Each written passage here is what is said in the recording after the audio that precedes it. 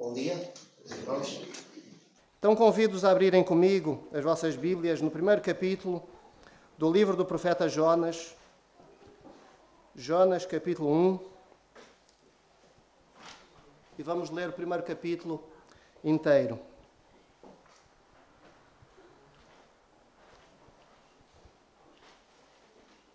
Jonas, capítulo 1. Começando no verso 1.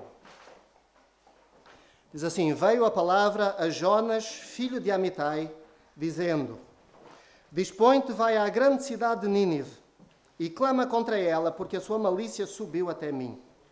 Jonas se dispôs, mas para fugir da presença do Senhor, para Tarsis. E tendo descido a Jope, achou um navio que ia para Tarsis. Pagou, pois, a sua passagem e embarcou nele para ir com eles para Tarsis, para longe da presença do Senhor. Mas o Senhor lançou sobre o mar um forte vento e fez-se no mar uma grande tempestade, e o navio estava a ponto de se despedaçar. Então os marinheiros, cheios de medo, clamavam cada um ao seu Deus e lançavam ao mar a carga que estava no navio para o aliviarem do peso dela. Jonas, porém, tinha descido ao porão e se deitado e dormia profundamente. Chegou-se a ele o mestre do navio e lhe disse: Que se passa contigo, amarrado no sono? Levanta-te e invoca o teu Deus, talvez assim esse Deus se lembre de nós para que não pereçamos. E diziam uns aos outros: Vinde e lancemos sortes para que saibamos por causa de quem nos sobreveio este mal. E lançaram sortes, e a sorte caiu sobre Jonas. Então lhe disseram: Declara-nos agora, por causa de quem nos sobreveio este mal. Que ocupação é tua? De onde vens? Qual é a tua terra? E de que povo és tu? E ele lhes respondeu: Sou hebreu e temo ao Senhor, o Deus do céu, que fez o mar e a terra. Então os homens ficaram possuídos de grande temor e lhe disseram: Que é isto que fizeste? Pois sabiam os homens que ele fugia da presença do Senhor, porque lhe o havia declarado. Disseram-lhe: Que te faremos para que o mar se nos acalme? Porque o mar se ia tornando cada vez mais tempestuoso. Respondeu-lhes: Tomai-me e lançai-me ao mar, e o mar se aquietará. Porque eu sei que por minha causa vos sobreveio esta grande tempestade. Entretanto os homens remavam, esforçando-se por alcançar a terra, mas não podiam, porquanto o mar se ia tornando cada vez mais tempestuoso contra eles.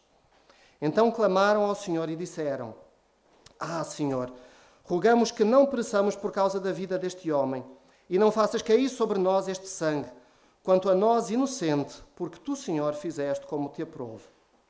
E levantaram a Jonas e o lançaram ao mar, e cessou o mar da sua fúria. Temeram, pois, estes homens em extremo ao Senhor, e ofereceram sacrifícios ao Senhor e fizeram votos. E deparou o Senhor um grande peixe para que tragasse a Jonas. E esteve Jonas 3 dias e 3 noites no ventre do peixe. Podem deixar as vossas Bíblias abertas aí no livro de Jonas. Mas aqui nós vemos e relembramos como Jonas foi chamado por Deus para uma tarefa missionária. Mas, aparentemente, podemos chegar à conclusão que Jonas não tinha motivos para ter sido chamado por Deus. Quanto a nós fomos chamados por Deus? Como mencionei há pouco, talvez não tenhamos sido chamados para ir a uma terra distante, ou talvez até já seja o caso de estarmos numa terra distante. Mas como igreja nós temos sido chamados para anunciar a palavra do Evangelho na nossa cidade, àqueles que estão ao nosso redor. Todos nós fomos chamados por uma missão. E com isso em mente pode ficar esta pergunta nos nossos corações: porquê? Porquê eu? Porquê é que eu fui chamado para esta tarefa, para o ministério, para falar de Jesus? Será que isto diz respeito a mim? Quando comparamos e avaliamos as nossas qualidades, os nossos dons e, por outro lado, os nossos defeitos, as nossas dúvidas, as nossas fraquezas, as nossas imperfeições, as nossas faltas de fé ou até as nossas desobediências, podemos e facilmente chegaremos à conclusão que nós não merecemos ser chamados por Deus. Mas se há alguém que não merecia ser chamado por Deus, esse alguém foi o profeta Jonas. Nós vamos ver alguns motivos que encontramos aqui no livro de Jonas, pelos quais Jonas não merecia ter sido chamado por Deus. E, na verdade, podemos facilmente concluir que Jonas foi provavelmente o profeta mais patético, talvez, de toda a história da Bíblia.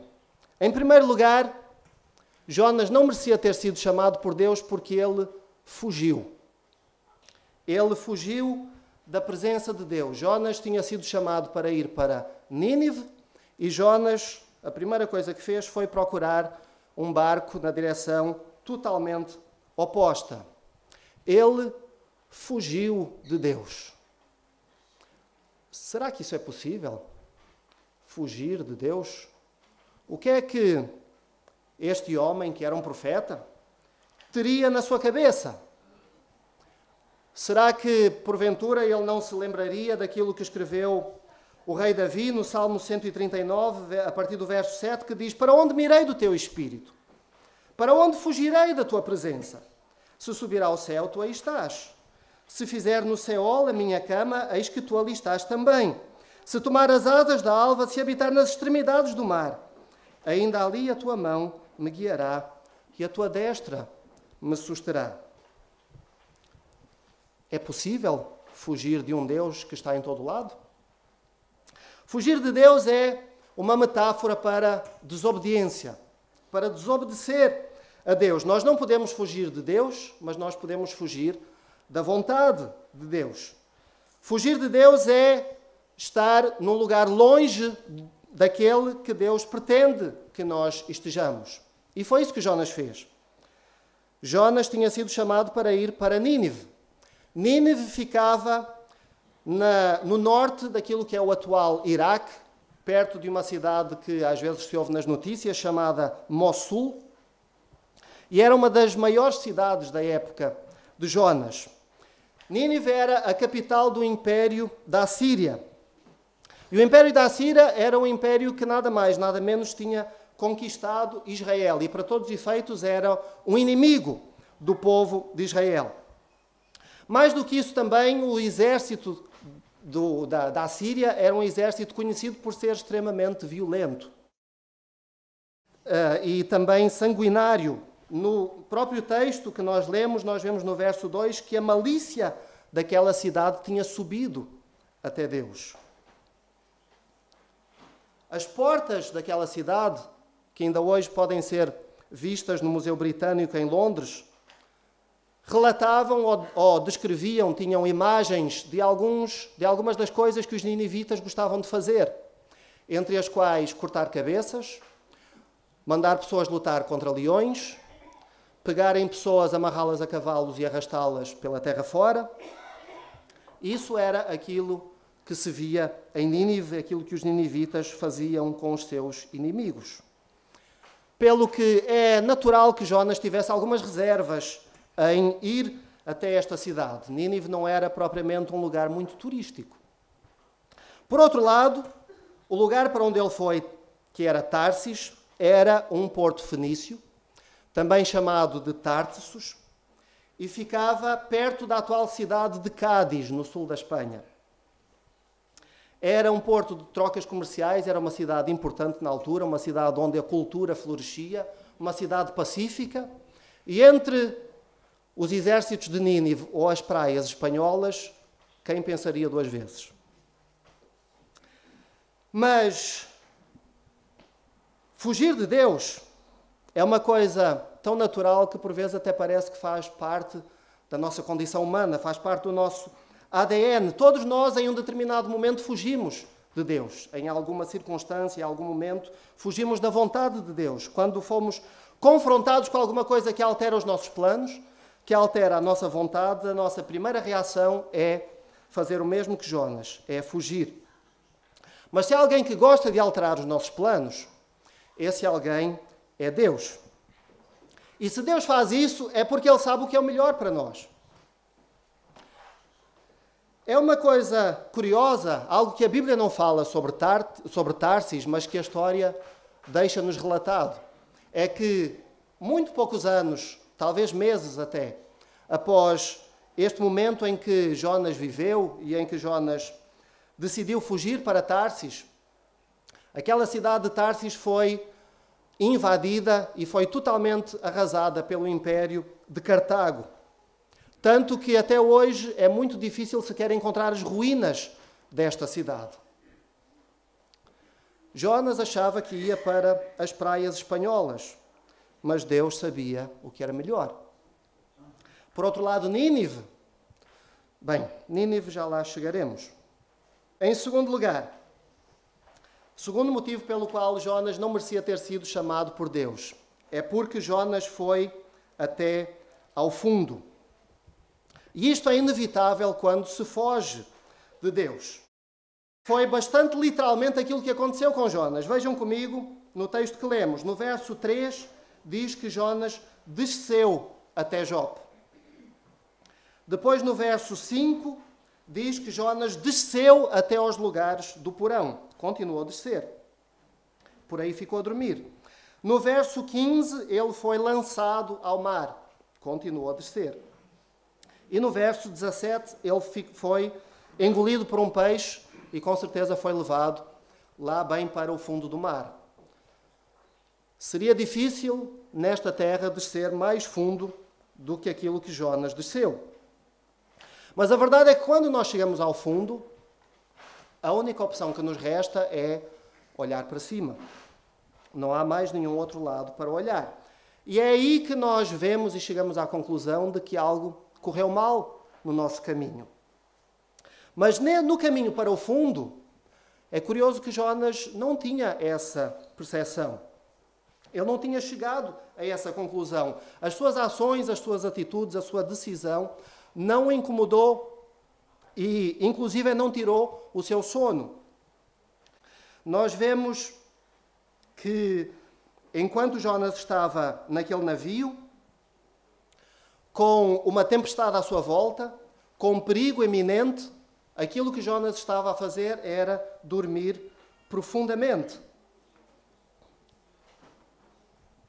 E é assim a condição humana. Quando nós estamos em face do perigo, quando as coisas correm mal por causa das escolhas que nós fizemos, é muito mais fácil nós ignorarmos os problemas, muito mais fácil nós ignorarmos os problemas do que procurarmos soluções que impliquem uma mudança para nós. Este é um dos motivos pelo qual nós não podemos avaliar as situações, aquilo que está ao nosso redor, pelo modo como nós nos sentimos, porque o nosso coração, como diz a própria Bíblia, é enganoso. Nem sequer podemos avaliar aquilo que estamos a fazer pela qualidade do nosso sono. Em lugar disso, aquilo que nós devemos fazer é comparar as nossas atitudes e as nossas ações com as expectativas de Deus a nosso respeito. Porque o problema de estar a caminho do fundo é que nós corremos perigo, tal como Jonas naquela situação. Mas enquanto continuamos absorvidos em nós mesmos, nas nossas dificuldades, enquanto continuamos adormecidos, tal como estava Jonas, o perigo nunca será evidente para nós. Então, este é o segundo motivo pelo qual Jonas não merecia ter sido chamado, porque ele foi até ao fundo. Terceiro motivo, terceiro lugar, Jonas foi vomitado. Capítulo 2, verso 10. Diz: falou, pois, o Senhor ao peixe, e este vomitou a Jonas na terra. Aqui está uma experiência interessante. Há alguns desportos, que são chamados os desportos radicais, em que o objetivo basicamente é não morrer. Há pessoas que entram num avião, sobem até 5.000 metros de altura e atiram-se por ali abaixo, com paraquedas e com um capacete na cabeça. Outros pegam numa prancha de surf e vão à procura das ondas de 35 metros. Outros amarram uma corda aos pés e atiram-se por uma ponta abaixo. O objetivo é não morrer, basicamente. Eu penso que aquilo que Jonas passou poderia ser enquadrado nessa perspectiva. Ser vomitado por um peixe, depois de ter ficado ainda 3 dias e 3 noites na barriga desse peixe. O nosso corpo naturalmente vomita aquilo que rejeita. aquilo que nos faz mal por algum motivo. Talvez Jonas seria um pouco indigesto. Mas ser vomitado representa rejeição, representa humilhação, representa até um certo desprezo. E isso é algo pelo qual todos nós já passamos de uma forma ou de outra. Todos nós já fomos rejeitados por alguém em algum momento, todos nós já fomos humilhados, já fomos desprezados, e o sentimento não é um sentimento bom. Mas pior do que ser rejeitado por alguém é ser rejeitado pelo próprio Deus. Numa das cartas às 7 igrejas do Apocalipse, no capítulo 3, versos 15 a 16, diz assim o Senhor: conheço as tuas obras, que nem és frio nem és quente. Oxalá foras frio ou quente, assim porque és morno e não és quente nem frio, vomitar-te-ei da minha boca. A maioria de nós não gosta, ou diria talvez ninguém gosta de passar por este tipo de experiências. Mas a verdade é que muitas vezes Deus coloca-nos no meio dessas experiências. Para Jonas, aquele peixe era a providência de Deus. Jonas estava a ponto de afogar. E nessas circunstâncias, Deus providenciou um peixe para salvar Jonas. Mas com certeza não foi uma experiência agradável. Jonas passou 72 horas dentro daquele peixe. Para Jonas foi um tempo de reflexão, foi um tempo de meditação, foi um tempo até de arrependimento, de analisar o seu passado e de olhar para o seu futuro. Nós poderíamos ler o capítulo 2, mas por uma questão de tempo não o faremos. Quando nós estamos nestas mesmas circunstâncias, não literalmente, mas figurativamente dentro do peixe, qual é a nossa atitude? Para Jonas, tanto a consequência da sua desobediência como a salvação em relação às suas circunstâncias tomou esta forma, a forma de um peixe. Quanto a nós, muitas vezes Deus manda-nos coisas e circunstâncias e situações que nós não queremos, mas que precisamos, porque são elas que nos salvarão. Então Jonas foi vomitado, e esse é o terceiro motivo pelo qual ele não merecia ter sido chamado por Deus. Em quarto lugar, Jonas tinha ódio pelos seus opressores. Nas suas circunstâncias, quem não teria? O rei de Nínive era um dos mais violentos, dos mais sanguinários de que havia naquele momento, naquela fase da sua história. No capítulo 3 do livro de Jonas, no verso 3, nós lemos: levantou-se, pois, Jonas e foi a Nínive, segundo a palavra do Senhor. Ora, Nínive era uma cidade muito importante diante de Deus, de 3 dias para percorrê-la. Nínive era uma cidade muito importante para Deus. Porquê? Porquê é que Nínive era uma cidade assim tão importante para Deus? Ou, na verdade, porquê é que qualquer cidade é um lugar importante para Deus? As cidades são lugares que estão cheios de crimes, violência, trânsito, barulho, confusão, movimento, conflitos. E são tudo isso basicamente por um motivo. Porque as cidades são um lugar que está cheio de pessoas. E onde há pessoas, há problemas e conflitos e barulhos e confusão. E quanto mais pessoas houver, mais conflitos e problemas e barulhos e confusão vai também existir. Mas é também por esse mesmo motivo, porque as cidades estão cheias de pessoas, que as cidades são o lugar na terra que Deus mais ama. É por esse mesmo motivo que as cidades são o lugar mais importante para Deus à face desta terra. É precisamente porque as cidades estão cheias de pessoas que Deus ama as cidades mais do que qualquer outro lugar. Mas Jonas não pensava deste modo.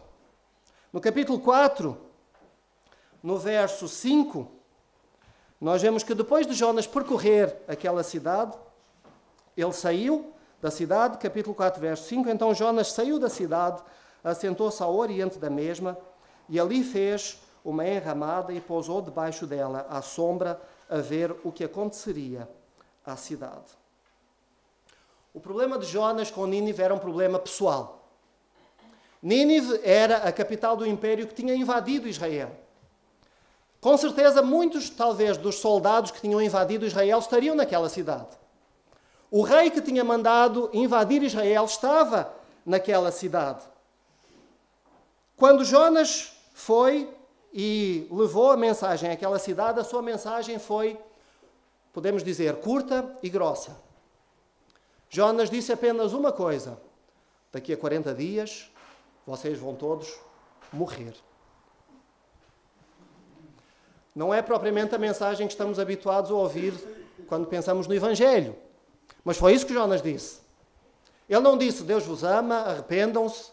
Ele não disse, olhem que Deus é muito bom, vocês estão a fazer coisas erradas. Ele disse, daqui a 40 dias vocês vão todos morrer. E depois ele foi para fora da cidade, sentou-se à sombra para ver o espetáculo, para ver o fogo e o enxofre e tudo aquilo que Deus iria fazer com aquela cidade. Nós podemos ter o mesmo problema, porque, na verdade, pensando bem, há ninivitas em todo o lado. Há ninivitas no trânsito, há ninivitas na fila do supermercado, há ninivitas na escola, no nosso trabalho. Por todo o lado há ninivitas. Por todo lado há pessoas que não merecem o amor de Deus. Por todo lado há pessoas que não merecem a misericórdia de Deus. E por isso é fácil, por vezes, a nossa atitude ser a mesma do que a de Jonas. E quando isso acontece, talvez algo na nossa vida precisa de mudar. Algo na nossa atitude, nos nossos pensamentos, precisa de mudar a respeito de Deus. Porque, tal como disse João, em 1 João capítulo 4, verso 8, aquele que não ama não conhece a Deus, porque Deus é amor. Quinto motivo pelo qual Jonas não merecia ter sido chamado por Deus. Jonas estava sempre a reclamar. Capítulo 4, versos 8 e 9. Diz assim, nascendo o sol, mandou Deus um vento calmoso oriental, e o sol bateu na cabeça de Jonas de maneira que desfalecia, pelo que pediu para si a morte, dizendo, melhor me é morrer do que viver. Então perguntou Deus a Jonas, é razoável essa tua ira por causa da planta? E ele respondeu, é razoável a minha ira até à morte. Nos últimos anos, o nosso país tem assistido e tem presenciado várias greves. Parece que é um pouco o primeiro recurso a que os trabalhadores recorrem quando querem reivindicar alguma coisa. Seja melhores salários, seja melhores condições de trabalho, seja mais feriados, mais folgas, menos horas de trabalho, a não ser que se receba a hora, reforma mais cedo, não querer usar gravata, seja por aquilo que for. A lista poderia ser, na verdade, infindável. E quando as condições não são satisfeitas, então o que se faz é greve. E se ainda assim as condições não continuarem a ser satisfeitas, talvez se passe para greve de fome até. E por vezes nós cristãos fazemos greve de fome e depois chamamos a isso de jejum. E fazemos a mesma coisa com Deus. O ser humano, na verdade, raramente está satisfeito com aquilo que tem. E muitos seres humanos não têm o mínimo problema em expressar as suas insatisfações e as suas incomodações. E Jonas era precisamente um desses seres humanos. Ele dizia aquilo que ele pensava, e ele pensava baseado naquilo que ele sentia. E muitas vezes ele não pensava duas vezes naquilo que ele estava a sentir ou a pensar, nem se era alguma coisa que merecia ser pensado. Quando o mesmo acontece conosco, nós devemos ouvir esta mesma pergunta que Deus fez a Jonas. É razoável essa tua ira? O problema comum entre Jonas e muitos outros seres humanos, tal como nós, é o problema da língua. Como diz a Bíblia, em Provérbios capítulo 18, verso 21, a morte e a vida estão no poder da língua. Aquele que a ama comerá do seu fruto. Então nós temos 5 motivos pelos quais Jonas não merecia ter sido chamado por Deus. 5 motivos pelos quais, porventura, podemos, de algum modo, identificar-nos. Ele fugiu, ele desobedeceu, ele foi ao fundo, ele foi vomitado, ele tinha ódio e ele estava sempre a reclamar. Então, por que motivo é que Deus chamou Jonas? E se quisermos, aplicando isso para nós, por que motivo Deus chama cada um de nós também? Se pensamos que não temos o direito de ter sido chamados por Deus, Jonas teria também essa mesma atitude. Mas Jonas recebeu uma segunda oportunidade. No capítulo 3, verso 1, diz: veio a palavra do Senhor segunda vez a Jonas, dizendo: dispõe-te, vai à grande cidade de Nínive e proclama contra ela a mensagem que eu te digo. Jonas teve uma segunda oportunidade para obedecer a Deus. E muitas vezes Deus também nos dá outras oportunidades. Continua a dar-nos segundas e terceiras e quartas e talvez até mais oportunidades para corrigirmos as nossas desobediências e para estarmos no centro da sua vontade. A chamada de Jonas continuava, apesar ainda de todos os seus defeitos. Então, por que é que Jonas foi chamado? Capítulo 4, verso 2. Jonas foi chamado porque ele conhecia a Deus. E orou Jonas ao Senhor e disse: ah, Senhor, não foi isso que eu disse, estando ainda na minha terra? Por isso me adiantei, fugindo para Tarsis, pois sabia que és Deus clemente e misericordioso, tardio em irar-se e grande em benignidade, e que te arrependes do mal. Jonas conhecia a Deus. Jonas sabia como Deus era. Mas ainda assim, de um certo modo, Jonas tinha uma visão ligeiramente distorcida de quem era Deus.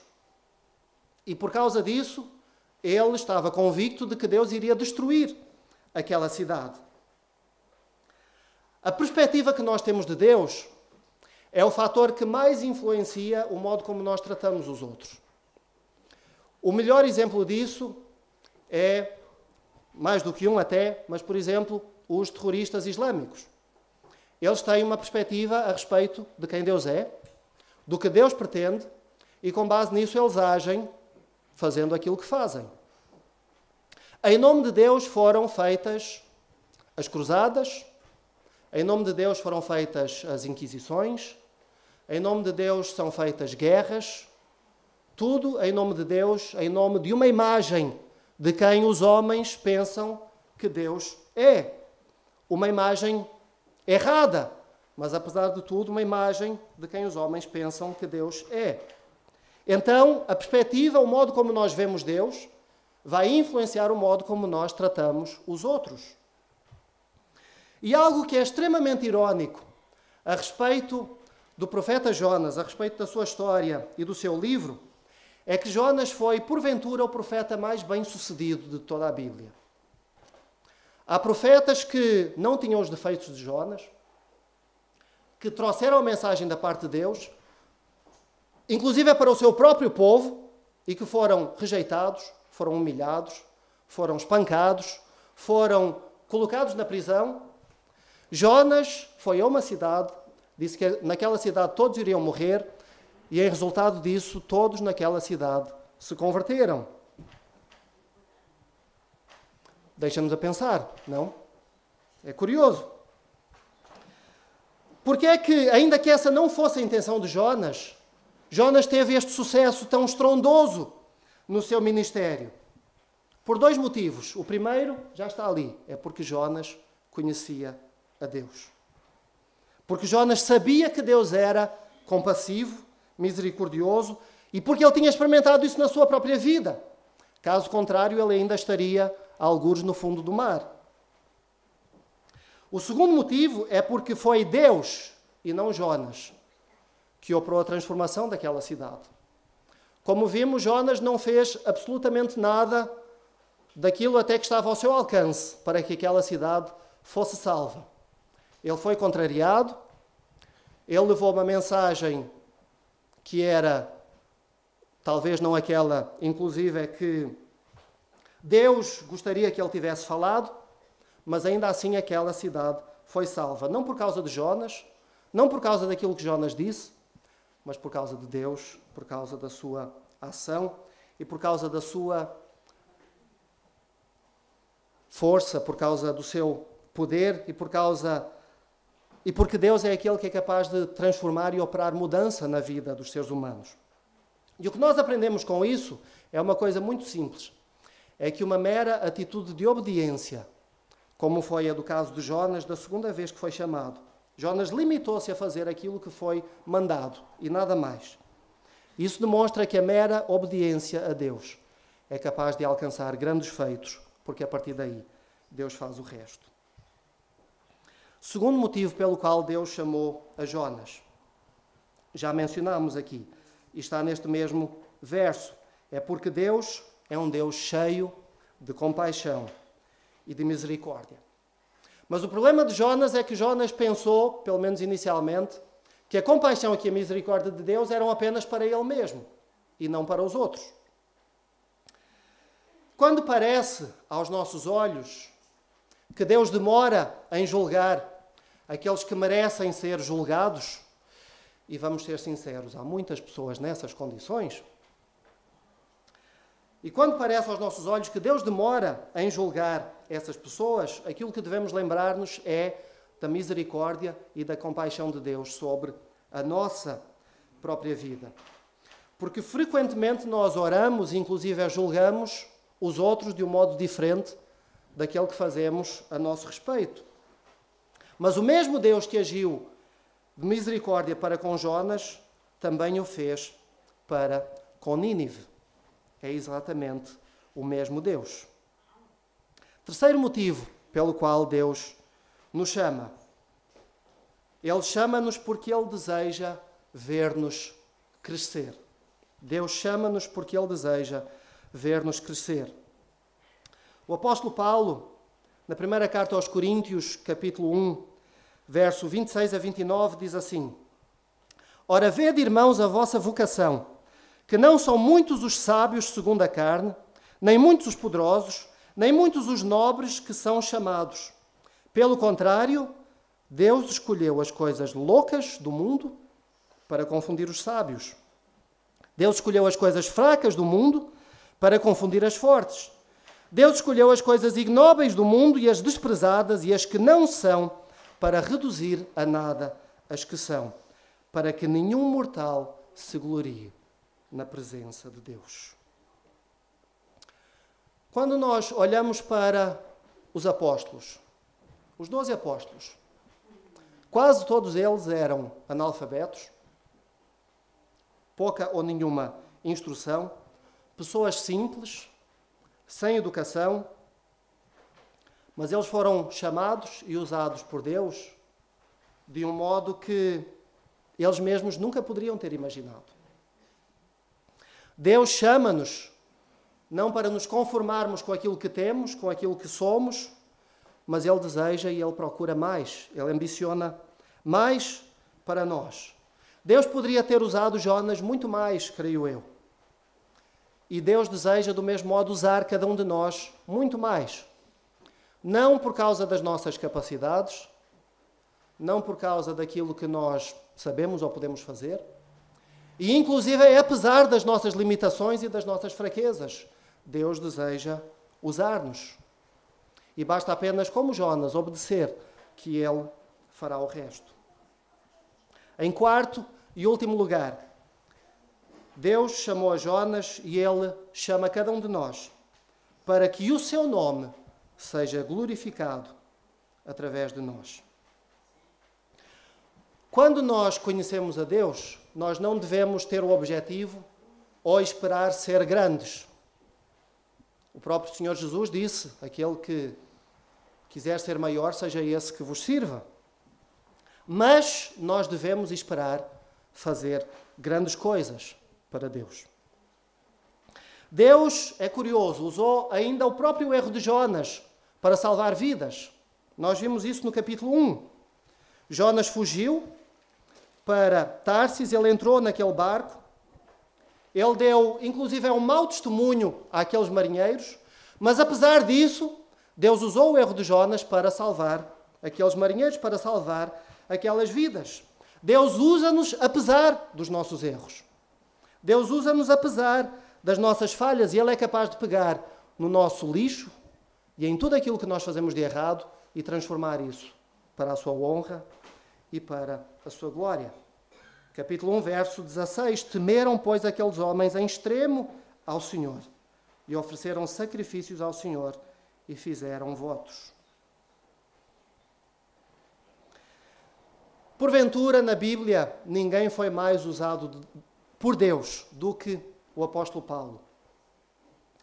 Mas Paulo sabia muito bem de onde vinha a sua força e a sua capacitação. Na segunda carta aos Coríntios, capítulo 3, verso 4 e 6, Paulo diz assim: é por Cristo que temos tal confiança em Deus.